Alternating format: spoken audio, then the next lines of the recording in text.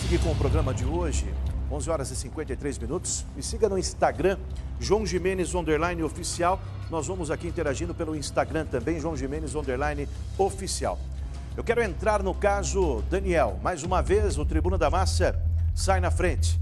O segundo dia de audiências deste caso, que foi marcado por emoções, foi marcado por risos por parte dos acusados. Se aqui dá para acreditar nisso. Além de muita discussão entre os advogados. O clima esquentou bastante dentro do fórum. A repórter Simone Munhoz chega agora mostrando os detalhes deste caso, que mais parece uma novela. E a cada dia, cada minuto, cada hora que passa, uma novidade aparece. 11h53 na tela do Tribuna da Massa.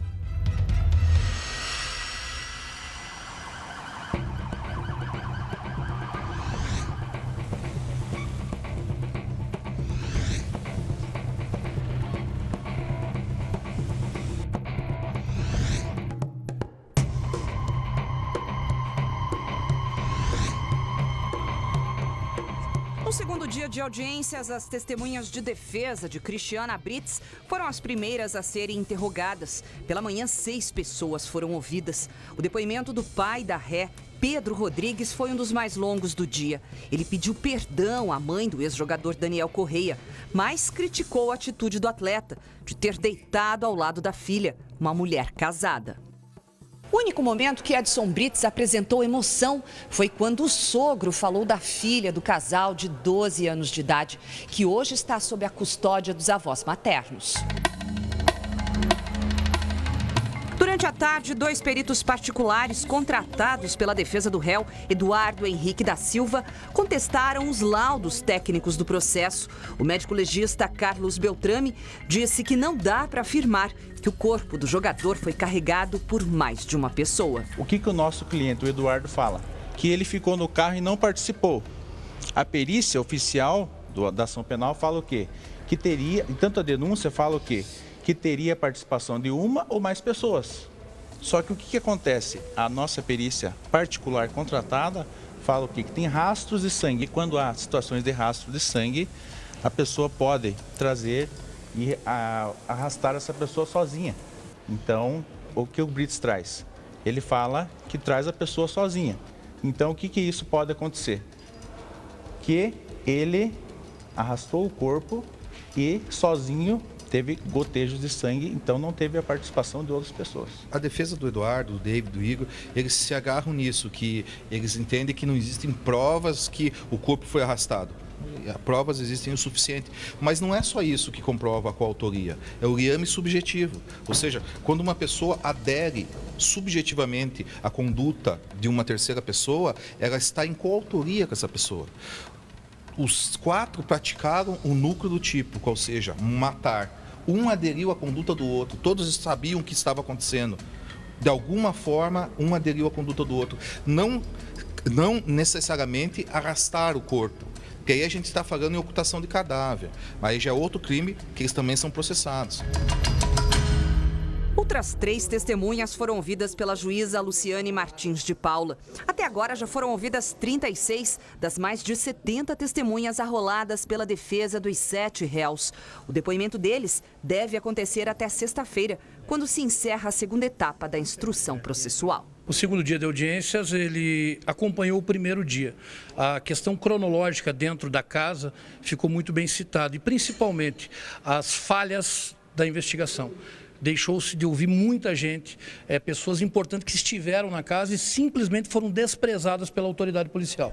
Pouco antes do final dos trabalhos, o clima ficou acalorado, com uma discussão entre a defesa da família Brits e o assistente de acusação, que representa a família do jogador Daniel. Eu te desafio a achar qualquer riso e divulgar para a imprensa. Eu te desafio.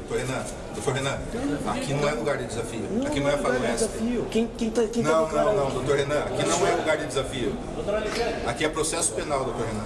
Cláudio Daledoni e Nilton Ribeiro tiveram impressões diferentes de risos e conversas entre os réus. O erro, na verdade, aqui é a risada dos réus na sala da audiência. Tá? Eu tenho o direito de entender que isso não é certo. Fizeram o que fizeram com o Daniel, agora ainda começam a dar risada e agir de maneira inconveniente, mas isso é tudo o que eles querem. É tudo que eles querem. É um fato marginal, né, para desvirtuar o fato principal. É tudo que eles querem. Vamos no fato principal. Vamos ver o que está acontecendo no fato principal. O fato principal é o quê?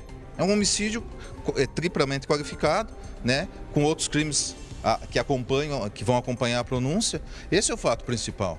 Agora, qualquer coisinha é uma desculpa, uma fumaça para tentar, porque não vão conseguir, tirar o foco do principal, que é a condenação pelo plenário do Tribunal do Júri. Você pode esclarecer para a gente em relação à sua colocação ali dentro, em relação a possível fake news que você colocou ali, em relação ao que o advogado de acusação colocou? Não. Pode falar alguma coisa a respeito disso? Disso não. Calma.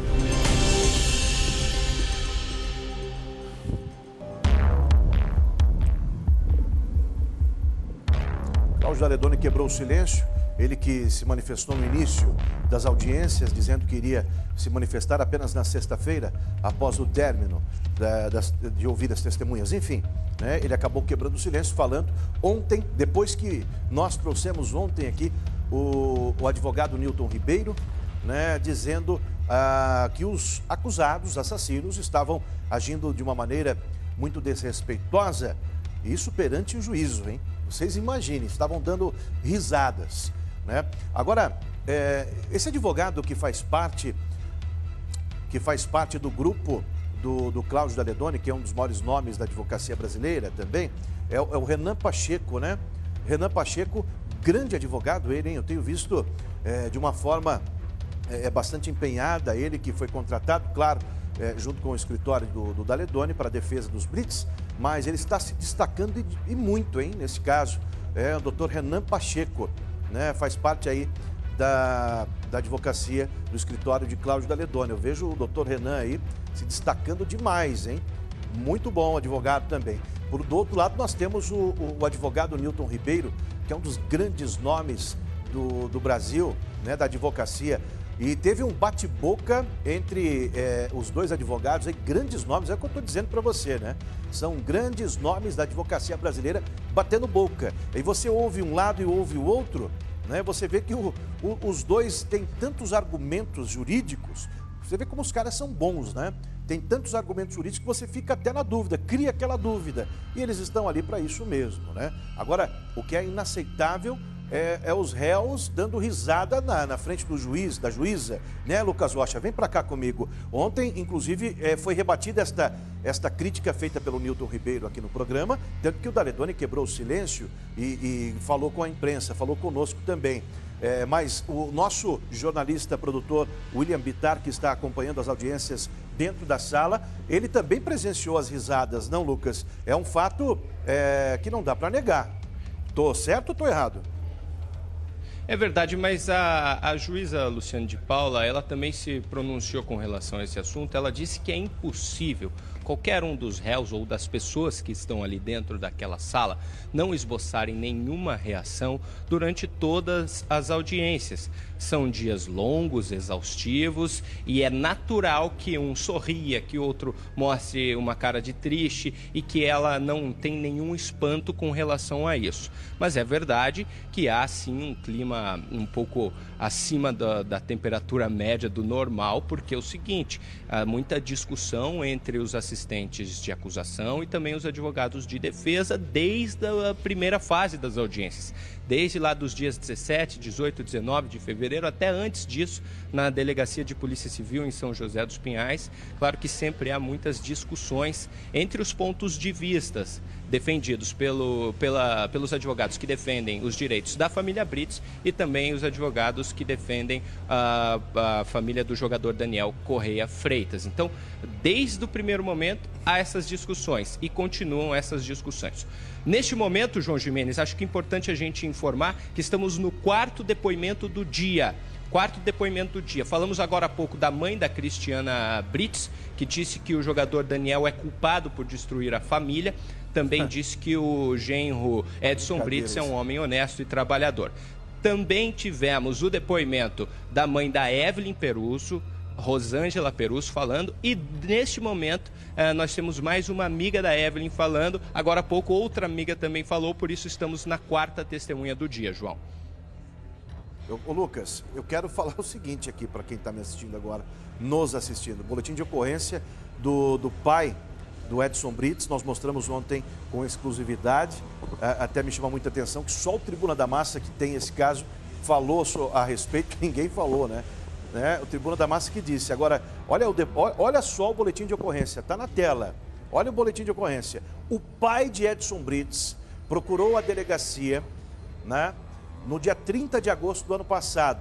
Fez um BO. Ele falou que o Edson Brits está ameaçando ele de morte. O Edson Brits é filho deste senhor que está com o boletim de ocorrência feito na delegacia do 7º DP aqui em Curitiba. Né? O Edson Brits ameaçou o pai de morte, queria matar o pai, tá? O pai, assustado, conhecendo o filho, procurou a polícia, registrou um BO, né? E agora, vendo estas audiências, os depoimentos, as pessoas arroladas como testemunhas, eu vi a mãe da Cristiana Brits, né, que é a mulher do Edson, e a avó da Alana, e vi o pai da Cristiana Brits, que enfim, é genro, né? Tem o Edson como genro. Me diga uma coisa, agora, você consegue compreender comigo por que ninguém da família do Edson Brits foi arrolado como testemunha? Não é natural, quando você faz alguma coisa, a sua família, o seu pai, a sua mãe, vir a público para defender ou até mesmo apoiar, por mais que não concordem? É natural. A mãe de Edson Brits foi arrolada como testemunha, ela está lá, mas ela mudou de posição de uma maneira repentina e muito duvidosa, pois há um processo movido por ela tempos atrás na justiça, onde ela afirma que Edson Brits, o filho, roubou o dinheiro dela, não queria repassar o dinheiro para ela, houve uma confusão, né? Houve ameaças, há boletins de ocorrência registrados por parte da mãe também. E agora, de maneira repentina, ela muda, né? O pai de Edson Brits, com medo de ser morto pelo filho, registrou um BO no passado, 2 meses antes do assassinato do jogador Daniel. Isso só o Tribuna da Massa tem, né? Você só vê aqui. Agora, a discussão entre os advogados. Esse que eu falei agora, o advogado Renan Pacheco, que está se destacando muito. Ele que faz parte do escritório do Cláudio Daredoni. Ele que defende os Brits.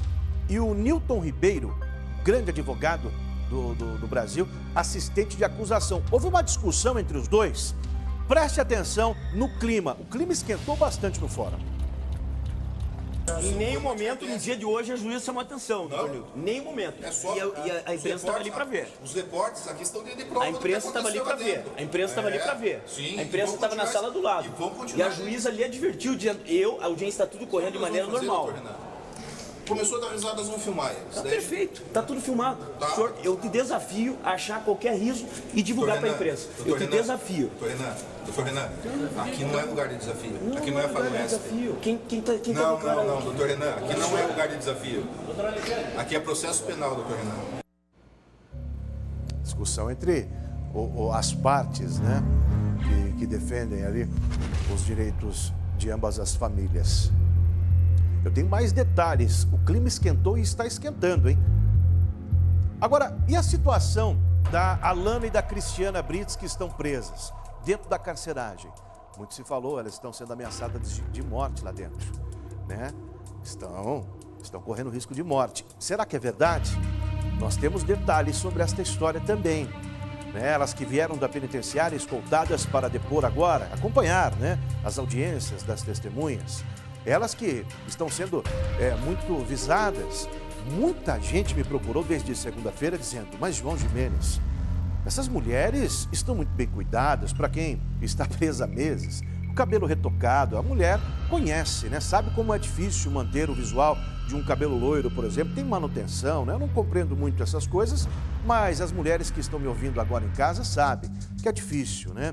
Tem que manter, tem que retocar, isso também não é barato, né? E elas estão muito bem, né? Elas apareceram no fórum, tanto que na audiência passada, cumprimentando familiares, amigos, mandando um beijinho, o Edson Brits com aquela cara de pau, assassino confesso, né? Com tantas acusações contra ele, ele fazendo um sinal de apoio, dando risada também, né?